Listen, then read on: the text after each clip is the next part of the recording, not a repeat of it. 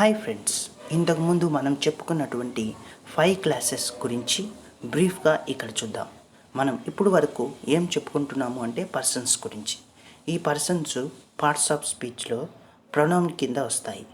అయితే ఇవి చాలా రకాలని, అవి పర్సన్స్లో 3 టైప్స్ ఆఫ్ పర్సన్స్ ఉంటాయని, కొన్ని సింగులర్ అయితే ఏముంటాయి, ఆ తర్వాత అవి ప్లూరల్ అయితే ఏముంటాయి, అయితే అవి సబ్జెక్ట్లో ఉన్నప్పుడు నుండి ఆబ్జెక్ట్కి వెళ్తున్నప్పుడు ఏ విధంగా మారుతాయి, ఆ తర్వాత పొసెసివ్ యాడ్జెక్టివ్స్ గురించి మరియు పొసెసివ్ ప్రొనౌన్స్ గురించి మనం వీటన్నిటి గురించి ప్రీవియస్ క్లాసెస్లో నేర్చుకున్నాం.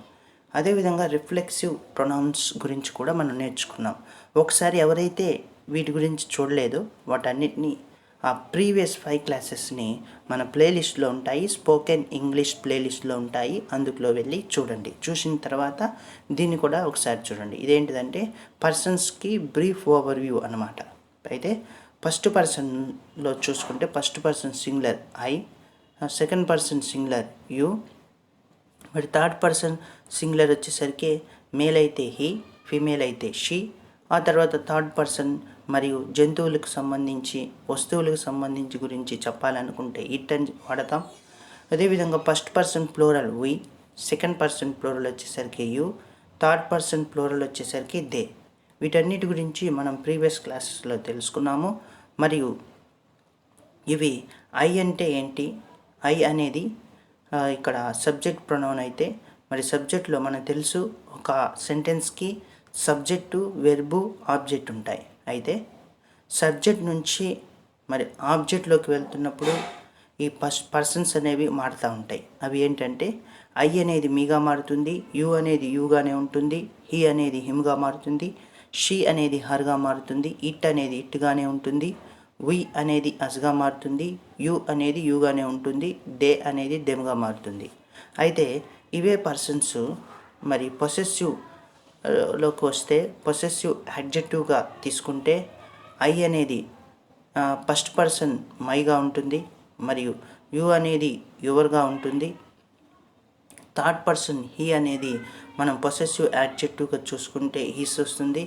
అదేవిధంగా థర్డ్ పర్సన్ సింగులర్ ఫీమేల్ అయితే షీ అనేది మన థర్డ్ పర్సన్ సింగులర్ ఫీమేల్ అయితే అది పొసెసివ్ యాడ్జెక్టివ్లో హర్గా ఉంటుంది, ఇట్ అనేది ఇట్స్గా మారుతుంది. అదేవిధంగా ఫస్ట్ పర్సన్ ప్లూరల్ వి అనేది పొసెసివ్ యాడ్జెక్టివ్లో అవర్గాను, సెకండ్ పర్సన్ ప్లూరల్ యూ అనేది అక్కడ పొసెసివ్ యాడ్జెక్టివ్లో ఎవర్గాను, థర్డ్ పర్సన్ ప్లూరల్ అనేది పొసెసివ్ యాడ్జెక్టివ్లో దేర్గాను ఉంటుంది. అదేవిధంగా పొసెసివ్ ప్రొనౌన్స్ దగ్గరకు వచ్చేసరికి మరి ఫస్ట్ పర్సన్ సింగులర్ ఐ అయితే అది పొసెసివ్ ప్రొనౌన్లో ఎలా ఉంటుంది అంటే మైన్గా ఉంటుంది, యూ అయితే యువర్స్గా ఉంటుంది, హీ అయితే హిస్గా ఉంటుంది, షీ అయితే హర్స్గా ఉంటుంది, ఇట్ అయితే ఇట్ అనేదాన్ని ఇక్కడ పొసెసివ్ ప్రొనౌన్స్లో వాడరు అని మనం తెలుసుకోవాలి. వి అనేది అవర్స్గా ఉంటుంది పొసెసివ్ ప్రొనౌన్స్లో, మరి యూ అనేది మరి సెకండ్ పర్సన్ ప్లూరల్ వచ్చినప్పుడు యూ అనేది యువర్స్గా ఉంటుంది, దే అనేది దేర్స్గా ఉంటుంది. అయితే రిఫ్లెక్సివ్ ప్రొనౌన్స్లో మరి ఫస్ట్ పర్సన్స్ అన్నీ మనకు తెలుసు కాబట్టి ఈ ఫస్ట్ పర్సన్లో సింగులర్ అయినప్పుడు రిఫ్లెక్సివ్ ప్రొనౌన్స్లో మై సెల్ఫ్గా ఉంటుంది. ఇక్కడ చూసుకోండి, ప్రతిసారి పర్సన్స్ చెప్పట్లేదు, డైరెక్ట్గా మీరు చూసుకోవచ్చు నేను మాట్లాడుతున్నప్పుడు. యూ అనేది యువర్ సెల్ఫ్ గాను, హీ అనేది హిమ్ సెల్ఫ్ గాను, షీ అనేది హర్ సెల్ఫ్ గాను, ఇట్ అనేది ఇట్ సెల్ఫ్ గాను, వి అనేది అవర్ సెల్ఫ్స్ గాను, యూ అనేది యువర్ సెల్ఫ్స్ గాను ఉంటుంది, దే అనేది దెమ్ సెల్ఫ్స్ గాను ఉంటుంది. అయితే వీటి అర్థాలు ఏంటి?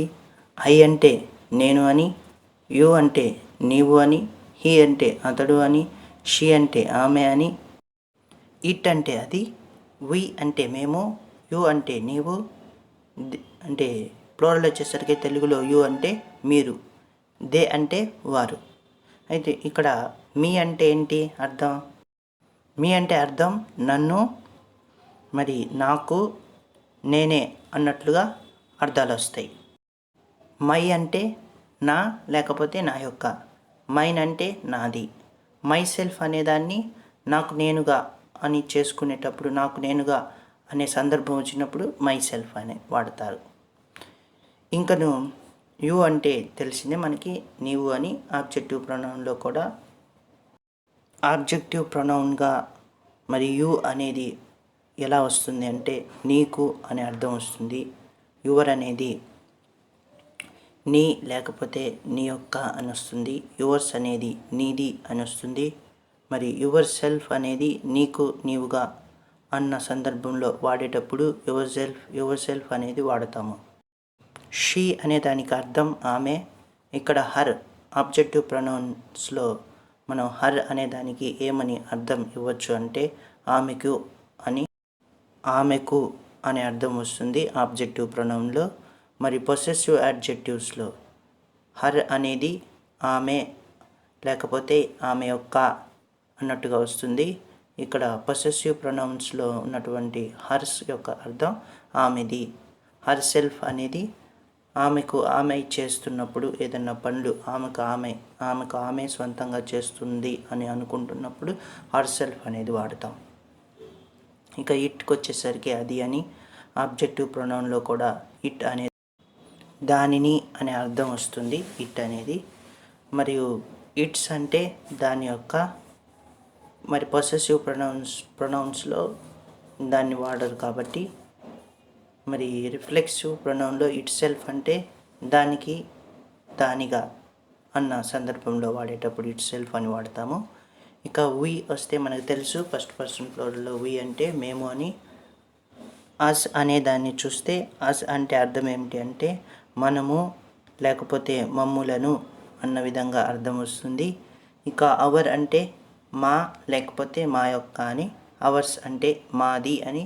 అవర్ సెల్వ్స్ అంటే మాకు మేముగా అన్న సందర్భంలో అవర్ సెల్వ్స్ అనే దాన్ని ఉపయోగిస్తారు.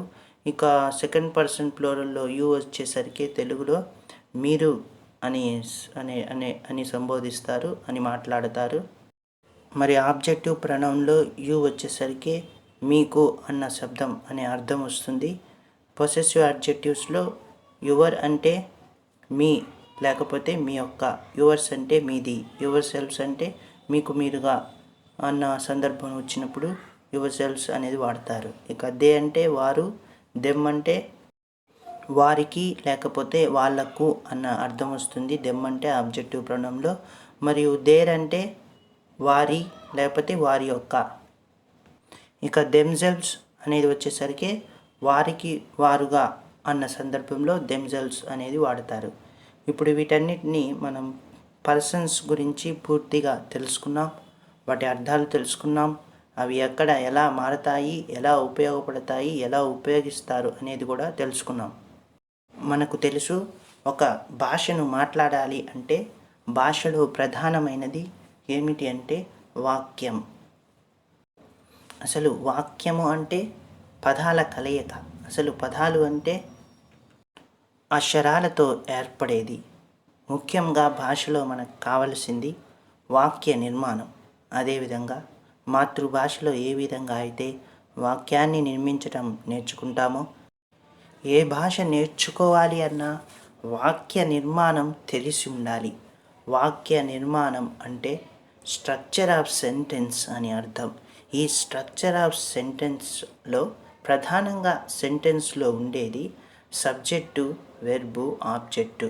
ప్రధానంగా సబ్జెక్టు ఆబ్జెక్టులో మనం భాషలో చూసుకుంటే ఏ భాషలో అయినా ఈ పర్సన్స్ అనేవి చాలా ముఖ్యం. అందుకే మనం ఈ పర్సన్స్ నేర్చుకున్నాం. నెక్స్ట్ మనం ఏం నేర్చుకోబోతున్నాం అంటే వెబ్స్ గురించి నేర్చుకోబోతున్నాం. అది కూడా వెబ్స్లో కూడా హెల్పింగ్ వెబ్స్ ఉపయోగించి వాక్యాన్ని అంటే సెంటెన్స్ని ఎలా చేయాలి అనేది నేర్చుకోబోతున్నాం. ఇక సబ్జెక్టు ఆబ్జెక్టు మనకు తెలిసిందే. వాటిలో ముఖ్యంగా పర్సన్స్ వస్తాయి. ఆ పర్సన్స్ కూడా సబ్జెక్ట్లో ఎలా ఉంటాయి, ఆబ్జెక్ట్లో ఎలా ఉంటాయి అనేది కూడా తెలుసుకున్నాం. ఇక నుంచి మనం ముఖ్యంగా సులభమైనటువంటి సెంటెన్స్ నుంచి కాంప్లెక్స్ సంక్లిష్టమైన సెంటెన్స్ వాక్యాల వైపుకు వెళదాం. అలా వెళ్ళాలంటే మొదటగా మనం సామాన్యమైనటువంటి అంటే సులభంగా ఏర్పరిచేటువంటి వాక్యాలను ఇంగ్లీష్లో అంటే సెంటెన్స్ను ఏర్పరచడం మనం తెలుసుకోవాలి. దానికన్నా ముందు మనం హెల్పింగ్ వెర్బ్స్ గురించి నేర్చుకోవాలి. ఇవి తర్వాత మనం టెన్సెస్ గురించి నేర్చుకోవాలి. టెన్సెస్ తర్వాత యాక్టివ్ వాయిస్, ప్యాసివ్ వాయిస్ల గురించి నేర్చుకోవాలి. ఆ తర్వాత డైరెక్ట్, ఇండైరెక్ట్ స్పీచ్ నేర్చుకోవాలి. ఇవన్నీ వరుస క్రమంలో చెప్పబడతాయి. మీకు గనక ఈ క్లాసెస్ నచ్చినట్లయితే, దీనివల్ల లాభం పొందుతున్నాము అనుకుంటే ఈ ఛానల్ని సబ్స్క్రైబ్ చేయండి.